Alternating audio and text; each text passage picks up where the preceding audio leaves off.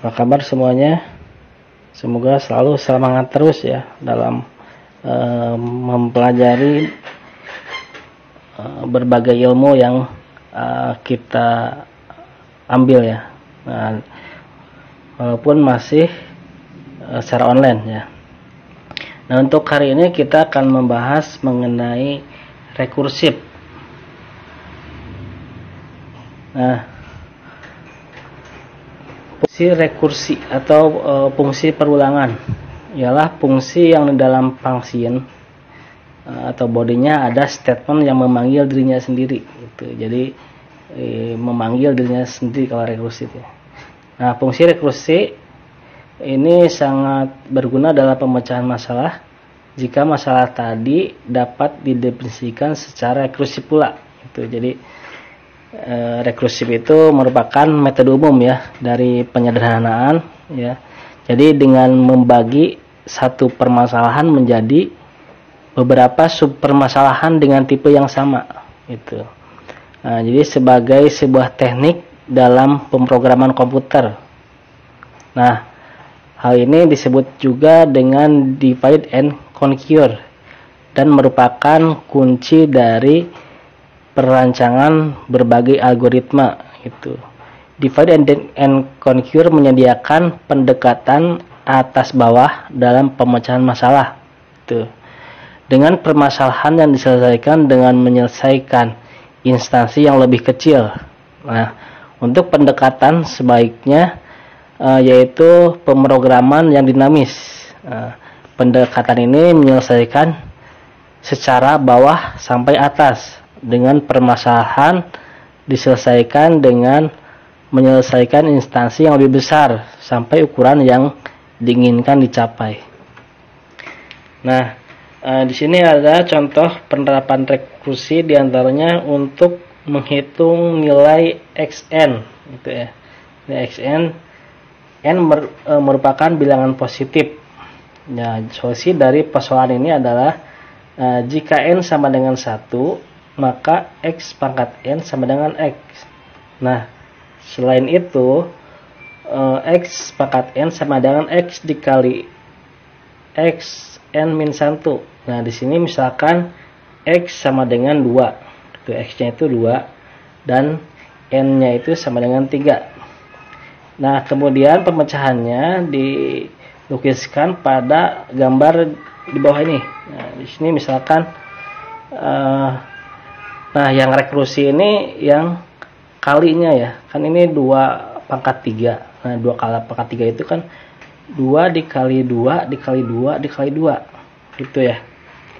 Nah, jadi mana yang diulang itu yang rekursi yang, nah jadi kalinya ini yang memanggilnya itu, jadi 2 kali 2, nah itu yang dikali gitu.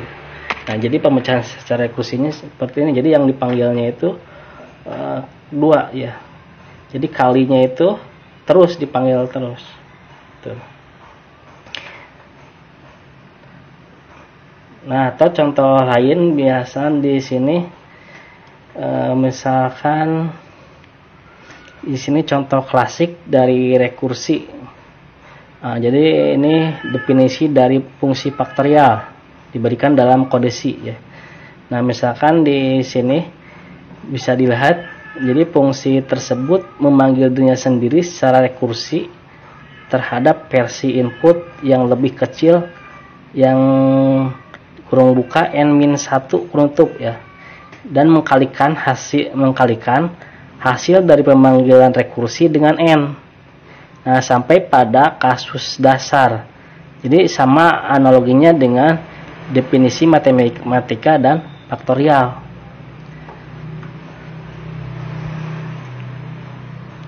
Nah, rekursi perulangan adalah persamaan-persamaan untuk menentukan satu atau lebih urutan secara rekursi.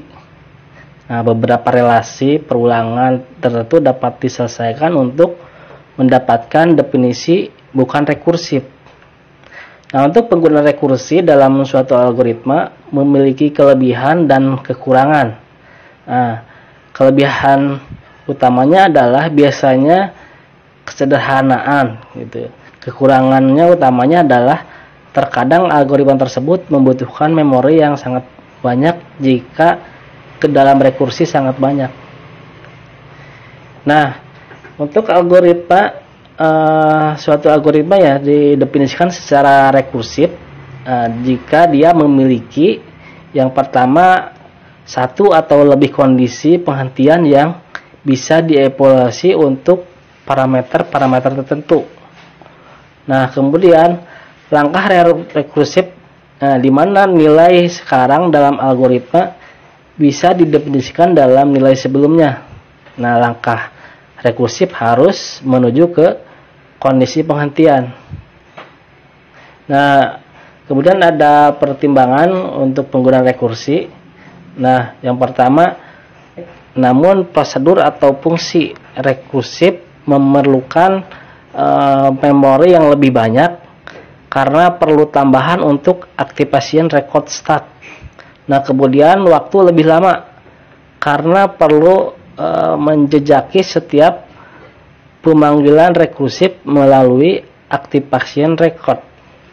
Nah, kemudian yang kedua, secara umum untuk menggunakan penyelesaian secara rekursif hanya jika penyelesaiannya sulit. Nah, kemudian efisiensi itu bukan masalah dibandingkan kejelasan logika pemrograman. Nah, kemudian ketiga, untuk pertimbangan penggunaan rekursi itu yaitu pemborosan. Di sini redundance itu dapat terjadi dalam penyelesaian masalah secara rekursif. Tuh.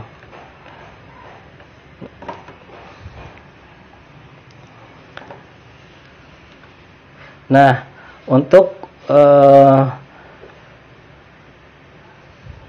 syarat bentuk rekursif di sini ada kondisi terminal atau basis, kemudian ada subroutine call yang melibatkan parameter yang nilainya menuju kondisi terminal. Nah, di sini kita bisa melihat fungsi rekursif untuk program menampilkan angka 1 sampai 10. Nah, di sini bisa dilihat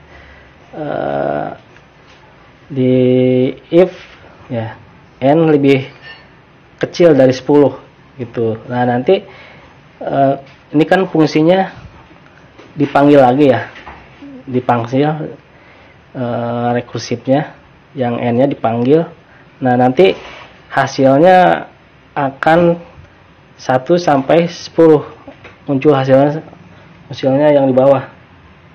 Hasilnya akan muncul nih seperti ini. Nah, karena di sini